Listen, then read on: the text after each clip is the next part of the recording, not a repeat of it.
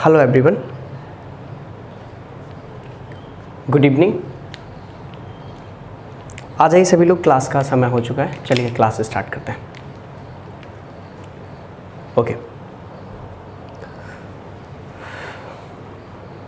आ जाओ, जल्दी आ जाओ सभी लोग। चलें, good evening all of you. आ जाइए, शुरू करते हैं। कल मैंने आपको पिछली क्लासेस में अब तक मैंने आपको देखिए, सबसे पहले मैंने आपको टेंस का बेसिक समझाया कि टेंस बनता कैसे है। फिर उसके बाद हमने प्रेजेंट इंडेफिनिट को पहले वीडियो में ही कवर किया।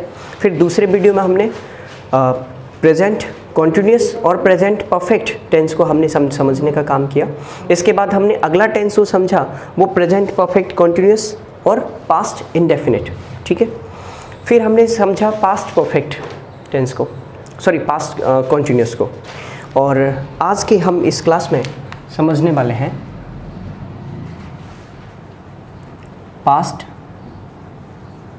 परफेक्ट टेंस, ठीक है। इससे पहले जो चीज़ें मैं करा चुका हूँ वो एक बार रिवाइज करा देता हूँ। ज़रा ध्यान से समझ लीजिए कि अगर आप प्रेजेंट इंडेफिनिट की बात करते हो, ठीक है, प्रेजेंट इंडेफिनिट की बात करते हो तो असर्टिव सेंटेंस में या तो लगती है वर्ब की फर्स्ट फॉर्म और या फिर लगती है वर्ब की फर्स्ट फॉर्म में एस या ईएस फॉर्म, ठीक है। ये असर्टिव सेंटेंस की बात करते हैं। और अगर नेगेटिव हो जाता है तो इसमें डू या डज के साथ में आपको वर्ब की फर्स्ट फॉर्म का यूज़ करना पड़ता है, वर्ब की फर्स्ट फॉर्म। ये इंडेफिनिट का स्ट्रक्चर है प्रेजेंट इंडेफिनिट का, ठीक है जी। अगर हम प्रेजेंट कॉन्टिन्यूस की बात करते हैं तो इसमें आप इज, एम और आर के साथ साथ वर्ब की आईएनजी फॉर्म का यूज़ करोगे, ओके। चलिए, ये प्रेजेंट कॉन्टिन्यूस का रहा। इसमें आपको इंडेफिनिट प्रोसेस बताई जाती है तो इसलिए प्रेजेंट इंडेफिनिट हो गया। इसमें आपको कंटिन्यू प्रोसेस बताई जाती है, मतलब कोई काम ऐसा बताया जाता है जो काम चल रहा होता है तो वो प्रेजेंट, और वर्तमान का होता है तो वो प्रेजेंट कॉन्टिन्यूस हो गया। इज एम आर के साथ वर्ब की आईएनजी फॉर्म लगा दी। और अगर कोई काम कंप्लीट हो चुका है प्रेजेंट में, ठीक है ना, प्रेजेंट में कोई एक्शन कंप्लीट हो गया तो उसको हैज हैव के साथ वर्ब की थर्ड फॉर्म लिख देते हैं, ठीक है। बहुत ही सिंपल चीज़ें हैं ये। सब्जेक्ट रखने के बाद हैज हैव प्लस वर्ब की थर्ड फॉर्म रखते हैं। और अगर किसी काम का हमें स्टार्टिंग पॉइंट पता है लेकिन एंडिंग पॉइंट नहीं पता, स्टार्टिंग यानी काम शुरू कब हुआ था ये तो पता है लेकिन ख़त्म कब हुआ इस बारे में हमें कोई जानकारी नहीं है, तो ऐसे टेंसेस को बनाने के लिए आप यूज़ करते हैं हैज़ बीन, हैव बीन के साथ वर्ब की आईएनजी फॉर्म, वर्ब की आईएनजी। और इसमें सिंस और फॉर भी आता है। अरे बोलो हाँ, ठीक है जी, हाँ। तो सिंस और फॉर का यूज़ भी करते हैं इसमें। और सिंस और फॉर का यूज़ मैंने आपको बता दिया है कि सिंस हमेशा आता है पॉइंट ऑफ टाइम के लिए, स्टार्टिंग पॉइंट ऑफ टाइम, ठीक है। और पीरियड ऑफ टाइम के लिए क्या आता है, फॉर, ठीक है। यानी जिसके इक्वल में आप लिख सकते हो वहाँ सिंस और जिसके इक्वल में नहीं लिख सकते वहाँ फॉर। यानी काम शुरू कब हुआ ये बात अगर आपको पता है तो सिंस आता है, और काम को चलते हुए कितना समय हो गया है तो वहाँ पर फॉर आता है, ठीक है। चलिए फिर पास्ट इंडेफिनिट पर चलते हैं। जब पास्ट इंडेफिनिट की बात हमने करी तो आपको पता चला असर्टिव सेंटेंस में इसमें वर्ब की सेकंड फॉर्म लगाते हैं और इसमें पास्ट की जनरल इन्फॉर्मेशन दी जाती है। इसे सिंपल पास्ट बोलते हैं, यानी जनरल पास्ट, ठीक है ना। यानी कोई सामान्य सी बात बताई जाए पास्ट की, जैसे मैं रहता था, मैंने ये काम किया, मैं वहाँ गया, तो इस तरह की बातें, तो वर्ब की सेकंड फॉर्म लगाई जाती है। सब्जेक्ट पहले लिखते हैं, ऑब्जेक्ट बाद में लिखते हैं, ठीक है। और अगर यही नेगेटिव हो तो या फिर नेगेटिव में क्या मिलेगा, डिड के साथ में वर्ब, डिड नॉट या वर्ब की फर्स्ट फॉर्म, है ना, डिड प्लस वर्ब की फर्स्ट फॉर्म। अगर इंटरोगेटिव है तो डिड आगे आएगा, नेगेटिव है तो डिड बीच में आएगा, उसके बाद नॉट रखा जाएगा, ठीक है जी, कोई दिक्कत तो नहीं है। अच्छा, पास्ट कॉन्टिन्यूस की अगर हम बात करें तो वॉज और वर के बाद लगाते हैं वर्ब की आईएनजी फॉर्म, ओके जी। यहाँ तक की चीज़ें आपने समझ ली, ठीक, यहाँ तक की चीज़ें आपने समझ ली हैं। चलिए अब समझते हैं हम अगला टेंस, पास्ट परफेक्ट टेंस, ठीक है, ओके। समझिए प्यारे दोस्तों, अगर हम पास्ट परफेक्ट को समझने का काम करते हैं तो ये जनरल सी बात है, ये कंप्लीट प्रोसेस को दिखवाएगा। कैसी प्रोसेस होगी, कंप्लीट प्रोसेस, ठीक है।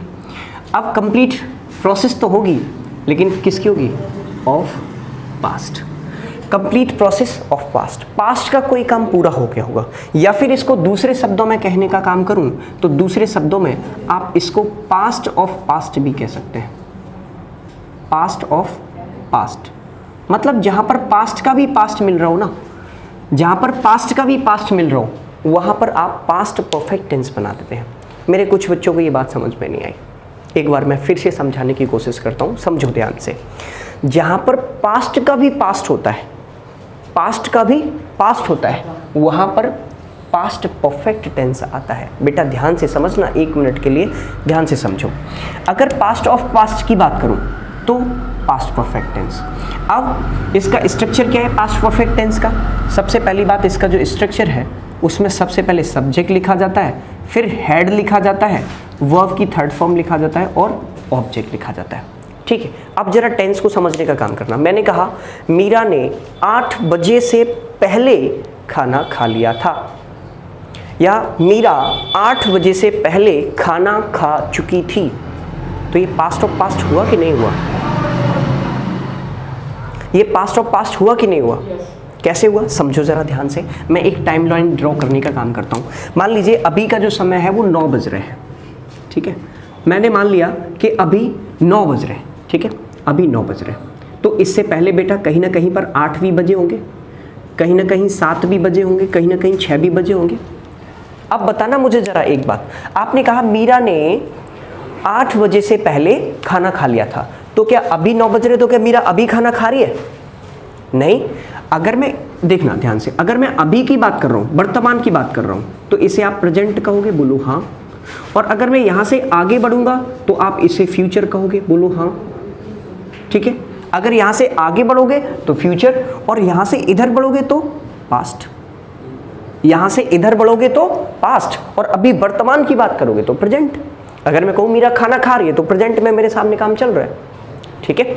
लेकिन अगर मैं कहूँ कि मीरा ने 8 बजे से पहले, तो देखो, और अभी बज रहे 9, मीरा ने खाया था 8 बजे से पहले, और 8 कब बजे थे? पास्ट में, और उसने खाना खा लिया 8 से भी पहले, तो ये पास्ट का भी पास्ट हुआ कि नहीं हुआ? अब उससे पहले हो सकता है उसने 7:30 बजे खा लिया हो, 6 बजे खा लिया हो, जितने भी बजे खाया हो, ठीक है। समझने वाली बात यह है कि मीरा ने खाना 8 बजे से पहले खा लिया था, तो इसका मतलब ये हो गया, इसका मतलब ये हो गया कि मीरा ने पास्ट से भी पास्ट में कोई काम पूरा कर लिया था। जहाँ पर ऐसी बात मिलती है वहीं पर आप पास्ट परफेक्ट टेंस बनाते हो, ठीक है। और जब आप सिंपल पास्ट की बात करते हो, कोई पास्ट की इंफॉर्मेशन या पास्ट का जो समय बताया जाता है, ध्यान रखना, पास्ट का जो टाइम है, जनरल पास्ट जिसको बोलते हैं, 8 बजे कैसा हो गया? जनरल पास्ट हो गया। तो अगर कहीं पर जनरल पास्ट बताया जा रहा हो, जनरल पास्ट, तो इसे हमेशा पास्ट इंडेफिनिट में बनाते हैं, पास्ट इंडेफिनिट में। जो जनरल पास्ट होता है, एक सेकेंड,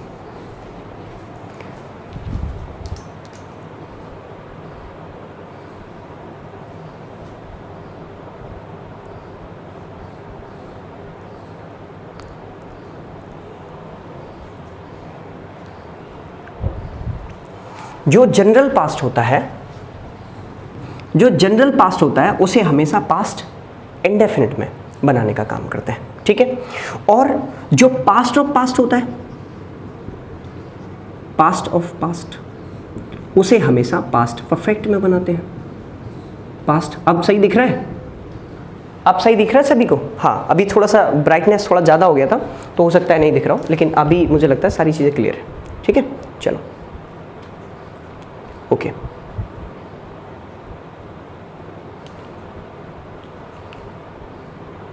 हाँ जी, okay, now everything is clear.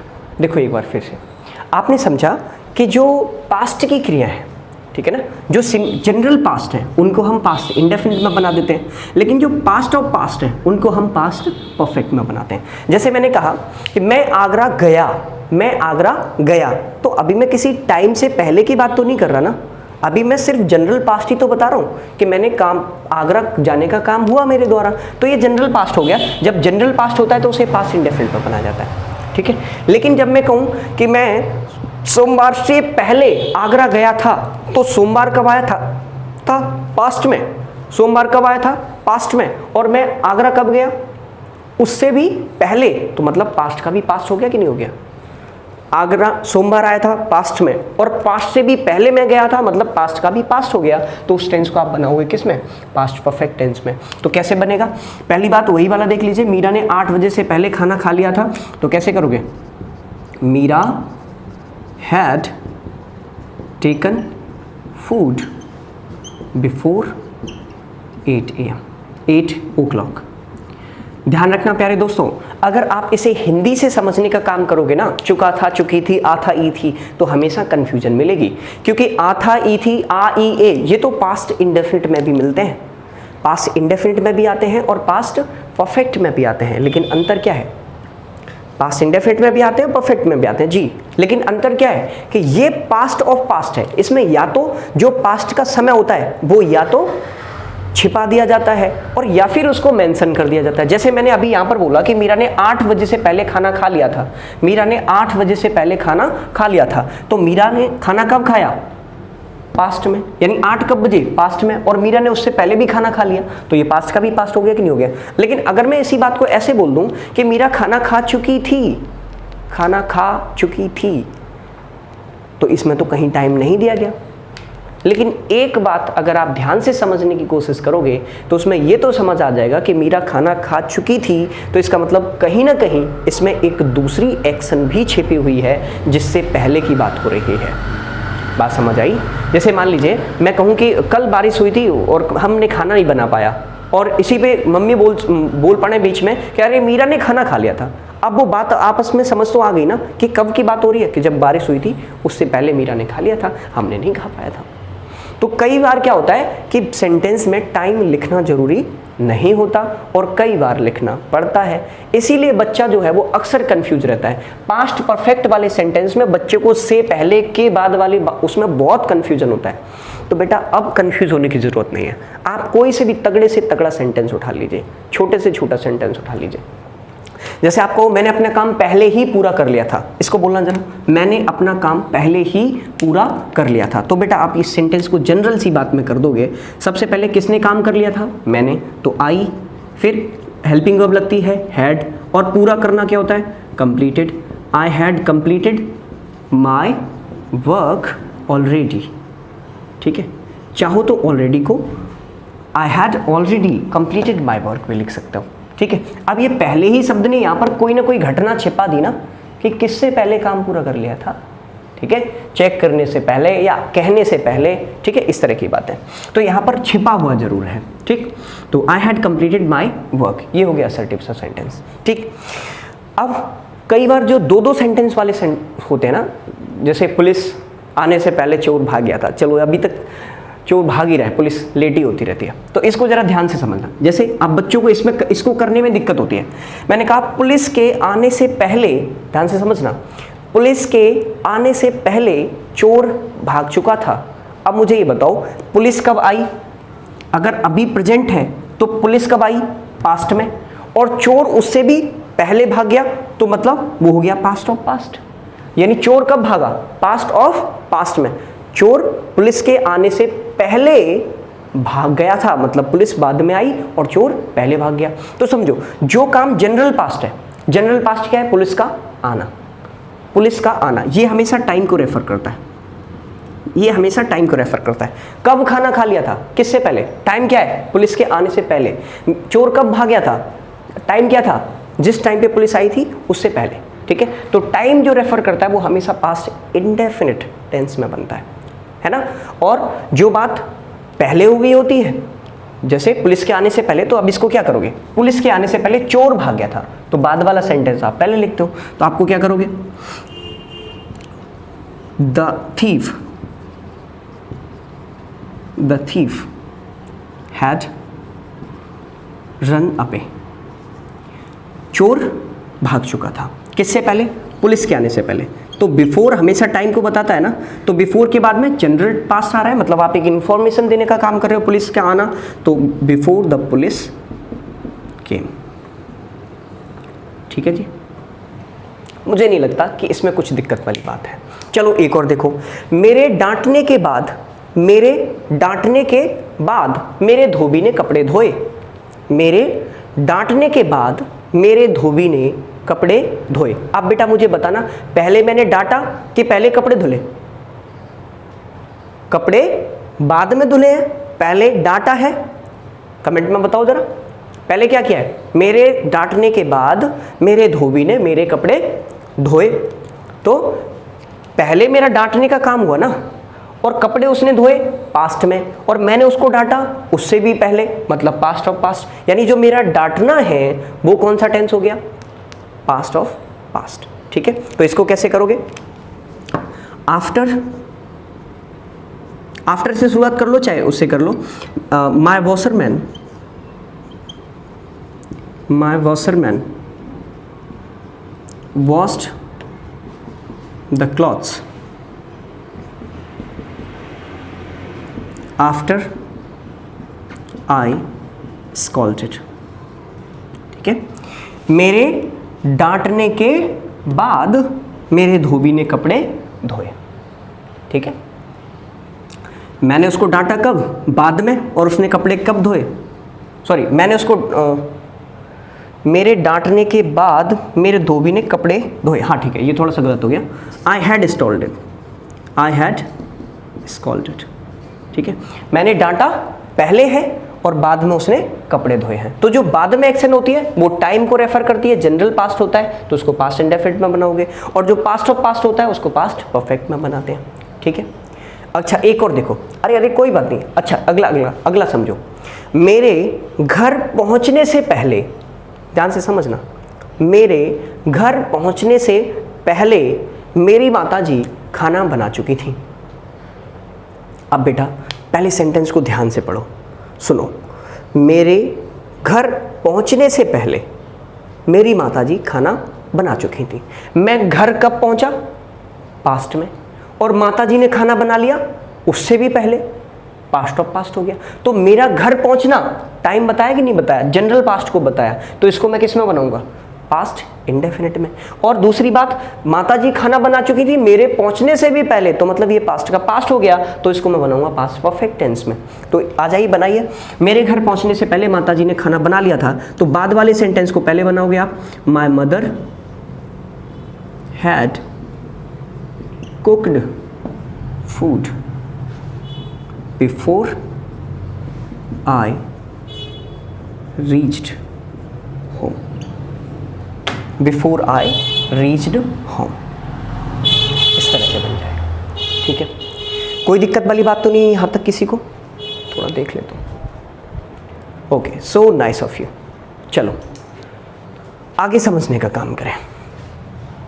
Past indefinite बेटा बिल्कुल सरल चीज़ है। ठीक है, इसमें अंतर बस इतना ही है। देखो पास्ट इंडेफिनिट में पास्ट परफेक्ट में अंतर क्या है वो जरा थोड़ा सा समझने का काम करो।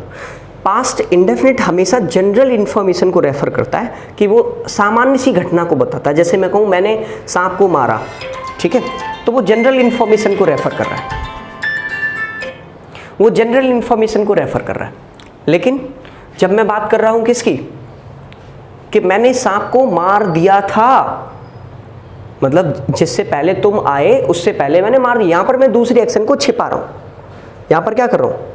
मैं दूसरी एक्शन को छिपाने की कोशिश कर रहा हूं। तो ये पास्ट ऑफ पास्ट हो गया। मैंने सांप को मारा, ये पास्ट इंडेफिनिट हो गया, जनरल पास्ट। और मैंने सांप को मार दिया था, तो ये पास्ट ऑफ पास्ट हो गया। या फिर मैं कहूं कि मेरे आपके आने से पहले मैंने सांप को मार दिया था।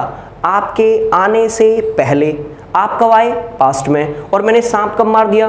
उससे भी पहले। तो सांप मारने वाली बात बनेगी पास्ट ऑफ पास्ट में। कैसे बनाओगे? I had killed the snake, मैंने सांप मार दिया था। अब किससे पहले? बिफोर यू केम, तुम्हारे आने से पहले। तो तुम्हारा आना, you came, before you came, यानी तुम्हारे आने से पहले मैंने सांप को मार दिया था। कोई दिक्कत? एक बार फिर से समझो। पास्ट परफेक्ट हमेशा कंप्लीट प्रोसेस ऑफ पास्ट को दिखाता है। पास्ट की किसी ऐसी क्रिया की बात करता है जो पास्ट से पहले भी पूरी हो गई हो, पास्ट में ही पूरी हो गई हो। ठीक है, इसको अगर समझना चाहते हो तो ये पास्ट ऑफ पास्ट इसको कह दीजिए। ये पास्ट का भी पास्ट होता है। और इसको जब बनाते हैं तो सबसे पहले सब्जेक्ट लगाते हैं, हेड लगाते हैं, वर्ब की थर्ड फॉर्म लगाते हैं, फिर उसके बाद में ऑब्जेक्ट उसके बाद में ऑब्जेक्ट का यूज़ किया जाता है। ठीक है, तो जैसे ही आपके सामने सेंटेंस लिखा हुआ। अच्छा, इसके नेगेटिव स्ट्रक्चर की अगर हम बात करते हैं तो इसका जो नेगेटिव स्ट्रक्चर है वो कुछ इस तरह से बनता है कि सबसे पहले सब्जेक्ट लिखोगे, ठीक है, फिर उसके बाद में हेड लगाओगे, हेड के साथ नॉट प्लस वर्ब की थर्ड फॉर्म और ऑब्जेक्ट लिख देते हैं। और अगर इंटरोगेटिव है तो हेड चला जाता है सबसे पहले, उसके बाद सब्जेक्ट लिखा जाता है, नॉट दिया गया तो लिखिए, नहीं तो वर्ब की थर्ड फॉर्म लिखिए और ऑब्जेक्ट लिखिए। ये बात याद रखना, कॉन्टिन्यूस नाम का कोई सा भी टेंस क्यों ना हो, कॉन्टिन्यूस नाम का कोई सा भी टेंस क्यों ना हो, वो हमेशा वर्ब की आईएनजी फॉर्म ही लेगा।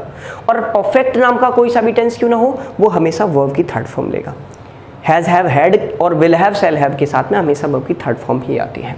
ठीक, तो यहाँ पर आपको ऑब्जेक्ट के बाद अदर वर्ड्स भी लिख सकते हो, डजंट मैटर। ठीक, जैसे मैं कहूँ, नेगेटिव बनाओ इसको, Meera had taken food before 8 o'clock, यानी मीरा ने 8 बजे से पहले खाना खा लिया था।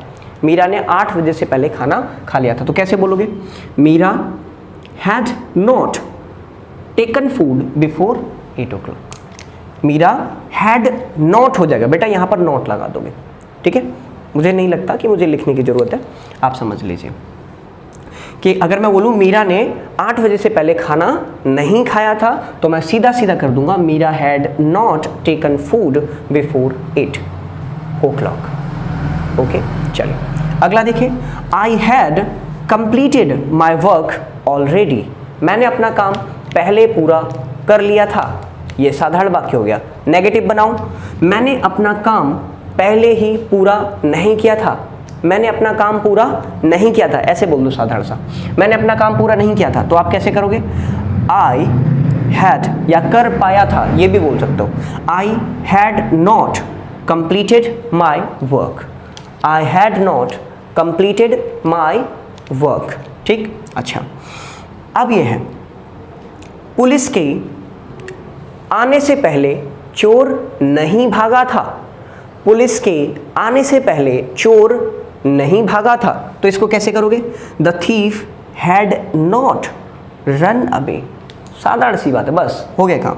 The thief had not run away before the police came, police के आने से पहले, क्योंकि ये टाइम है, ये टाइम है, तो इसको कभी भी नहीं बदलना आपको, ये टाइम है और टाइम हमेशा जनरल पास्ट को शो करता है, तो इसे नहीं चेंज करना। ठीक है, ज्यों करते हो छोड़ देना। आगे नोट यहाँ पर लगा दिया, my washerman washed the clothes after I had scolded, यानी मेरे डांटने के बाद, अब जरा ध्यान से समझो, मेरे डांटने के बाद धोबी ने कपड़े नहीं धोए थे, मतलब डांटने के बाद में भी नहीं धोए, बेशरम धोबी है आपका। ठीक है, जरा देखो, मेरे डांटने के बाद धोबी ने कपड़े नहीं धोए थे। अब बेटा मैं नहीं कहाँ लगा रहा हूँ, टाइम में नहीं लगा रहा हूँ या कपड़े नहीं धोए थे, कपड़े नहीं धोए ना।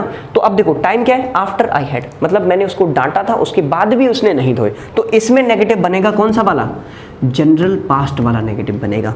तो इसमें आपको करना पड़ेगा माय वॉशरमैन, अब वॉश यहाँ पर हैड नॉट मत लगा देना, यहाँ पर डिड नॉट प्लस वॉश करना पड़ेगा। इसको जरा समझ लीजिए, ठीक है, क्योंकि जब नेगेटिव उसका बनता है पास्ट इंडेफिनिट का, तो उसमें डिड नॉट और वर्ब की फर्स्ट फॉर्म लगाते हैं। तो आप इसको इस तरह से बनाएंगे, my washerman did not wash the clothes after I had scolded. ठीक है, मतलब मेरे डांटने के बाद धोबी ने कपड़े नहीं धोए। याद रखना डिड नॉट के साथ में कभी भी वर्ब की सेकंड फॉर्म या थर्ड फॉर्म नहीं आती, वहां पर फर्स्ट फॉर्म ही लगानी पड़ती है। ठीक है बच्चों, चलिए अब एक बात और समझ लो, एक बात और समझ लो। अच्छा चलो पहले इसको देख लेते हैं। मेरी माताजी ने मेरे घर पहुंचने से पहले मेरी माताजी ने खाना बना लिया था, इसका नेगेटिव बनाना, माताजी ने खाना नहीं बनाया था, तो नहीं बनाया था तो मतलब हैड नॉट कुक्ड। इसी तरह से I had killed the snake, तुम्हारे आने से पहले मैंने सांप नहीं मारा था, जब नहीं मारा तो had not killed the snake. Okay जी, अब समझ लो एक बात और, यानी इंटरोगेटिव वाला। इंटरोगेटिव की अगर हम बात करें तो ऐसे वाक्य जिसमें क्या शब्द जो है वो पहले लिखा गया हो, क्या शब्द पहले लिखा गया हो, तो इसको कैसे बनाओगे, क्या मीरा ने 8 बजे से पहले खाना खा लिया था? क्या मीरा ने 8 बजे से पहले खाना खा लिया था? बेटा कमेंट में आंसर देके बताना जरा कैसे करोगे। क्या मीरा ने 8 बजे से पहले खाना खा लिया था? कमेंट में आंसर बताओ जरा फटाफट से। ठीक, ओके, काम नहीं चलेगा सर, कमेंट में आंसर देते रहिए सभी लोग, जितने भी लोग देख रहे हैं एक बार कमेंट में आंसर दिया करो। जो आपसे पूछा जाता है वो आप किया करो। आपने पिछले वीडियोस के क्वेश्चंस का भी आंसर नहीं दिया, मैं आपसे बोलता हूँ स्क्रीनशॉट लेके रख लीजिए, इसका आंसर दीजिए, आप आंसर नहीं करते हो। ठीक है, करके बताओ ज़रा जल्दी से। चलो शाबाश, देखें, वेरी गुड, ओके, बढ़िया। चलिए देखिए, आपने समझा कि अगर क्या पहले आ रहा हो तो क्या करना है। क्या मीरा ने 8 बजे से पहले खाना खा लिया था? तो आप हैड को उठा के आगे रख दोगे, had Meera taken food before 8 o'clock। क्या मैंने अपना काम पूरा कर लिया था? ऑलरेडी मत लगाना, तब भी सीधा बन जाएगा। तो had I completed my work, question mark बाद में लगेगा। अगला है, यहाँ से मैंने एक मिटा दिया, ठीक है वो चला जाने दो। My washerman wash the cloth after I had scolded, यानी क्या मेरे डांटने के बाद मेरे धोबी ने कपड़े धोए? क्या मेरे धोबी ने कपड़े धोए? ये सेंटेंस है मेन सेंटेंस क्या है? क्या मेरे धोबी ने कपड़े धोए? कब? मेरे डांटने के बाद। ठीक है, तो आपको इस सेंटेंस को बनाना पड़ेगा। Did my washerman wash the clothes after I had scolded. Okay जी, चलिए, मुझे नहीं लगता कि इसमें कोई दिक्कत होने वाली है। बस ध्यान रखना कि अगर हम प्रेजेंट की बात कर रहे हैं, वर्तमान की बात कर रहे हैं, तो वो प्रेजेंट होता है, इससे आगे चलेंगे तो वो फ्यूचर होता है, इससे बैक में जाएंगे तो वो पास्ट होता है। और पास्ट परफेक्ट में पास्ट का भी पास्ट आता है, मतलब इस पास्ट का भी पास्ट। समझ में आ गई बात? चलो, तो फिर ये जो क्वेश्चन आ रहे हैं, ओके, आ गए? हाँ, स्क्रीनशॉट लो, गुस्से में एकदम भड़बड़ा के ले लिया। चलो, और इनका आंसर करके देना है वीडियो को समाप्त होते ही। ठीक है, पहली बार जब देखा करो तो सिर्फ वीडियो को सुना करो कि मैं आपसे क्या पूछ रहा हूँ, मैं आपको क्या बता रहा हूँ। ठीक, लेकिन जब आप दूसरी बार में देखा करो तो उसको लिख लिया करो, वीडियो को 2 बार देख लिया करो, ताकि आप आसानी से चीज़ों को समझ सको। ठीक है, चलो, ये जो क्वेश्चन है इनके आंसर लिख करके भेजना। चलिए, अब हम चलते हैं थोड़ा सा आगे। अब हम चलते हैं पास्ट परफेक्ट कंटीन्यूअस टेंस पर। ठीक है,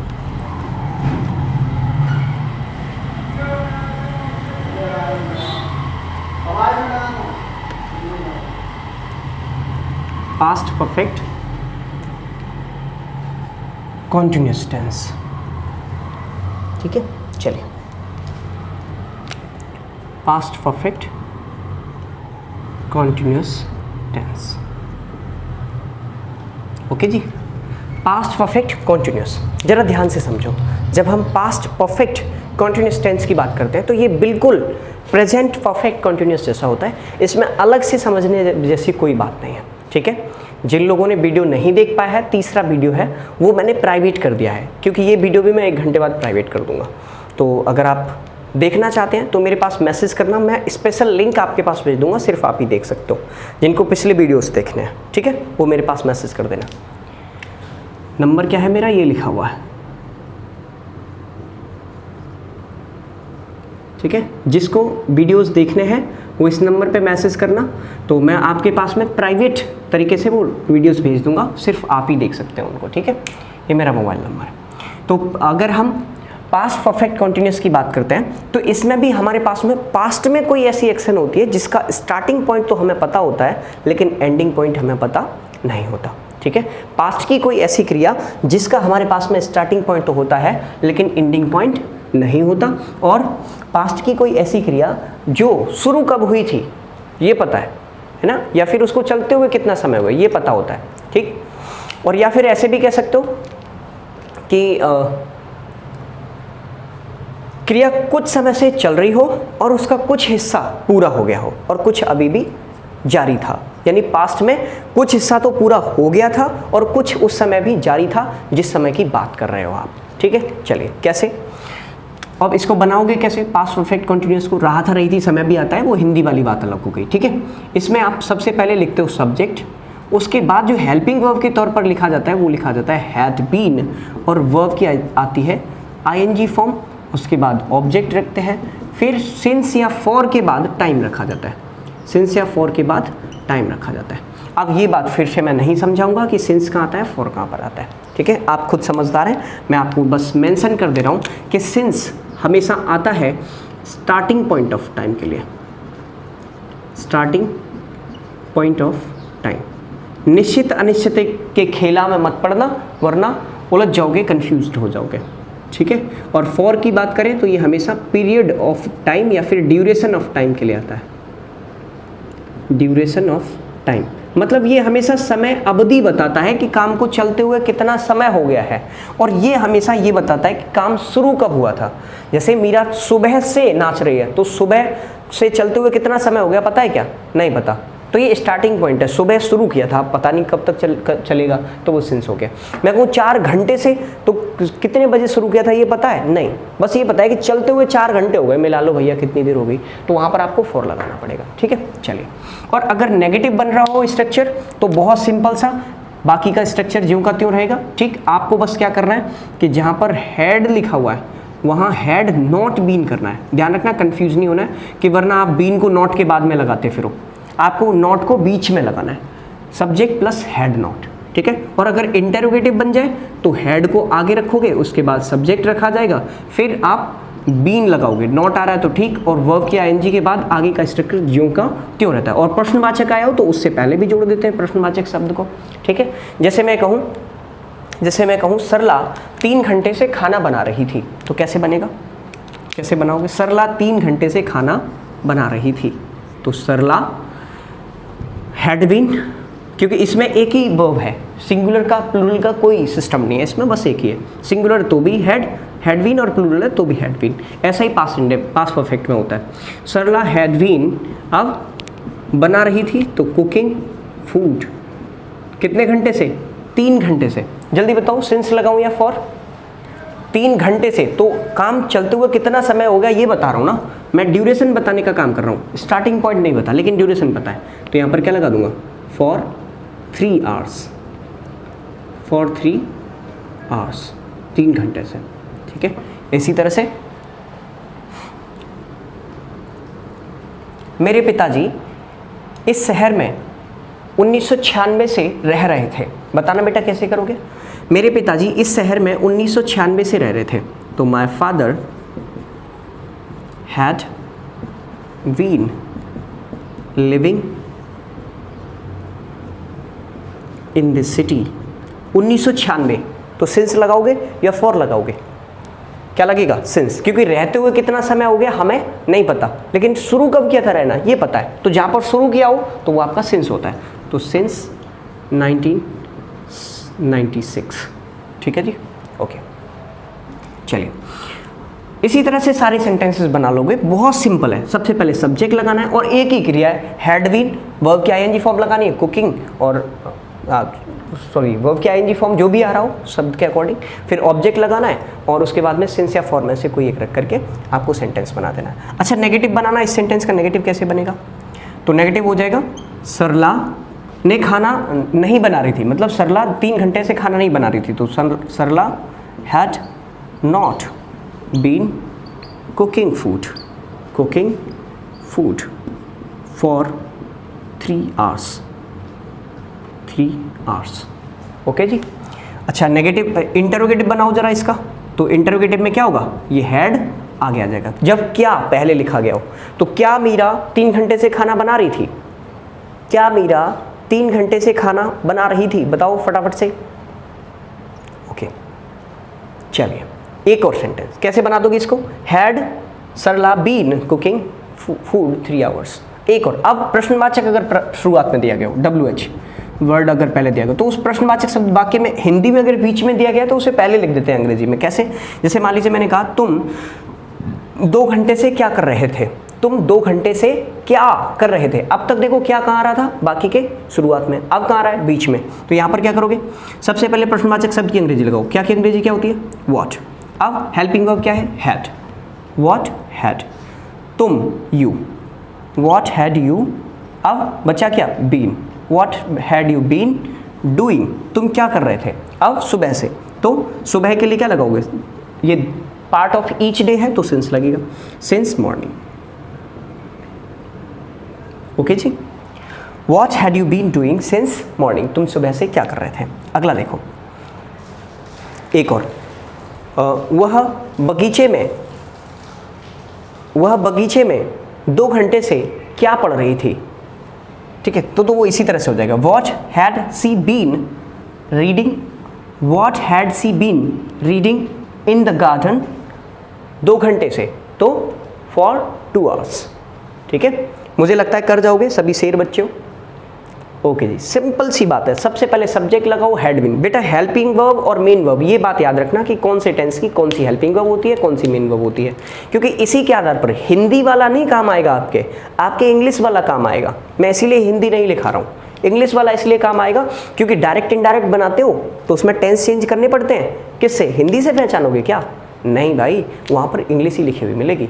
जब एक्टिव पैसिव बनाते हो तो हिंदी लिखी हुई मिलती है क्या? पहचान में आता है कौन सा टेंस है? नहीं, वहाँ पर इंग्लिश ही लिखी मिलती है। ठीक है, चलिए, तो अब इसके लिए भी आप ये जो इस आ गया, एक और क्वेश्चंस का आपकी लिस्ट आ गई आपके सामने,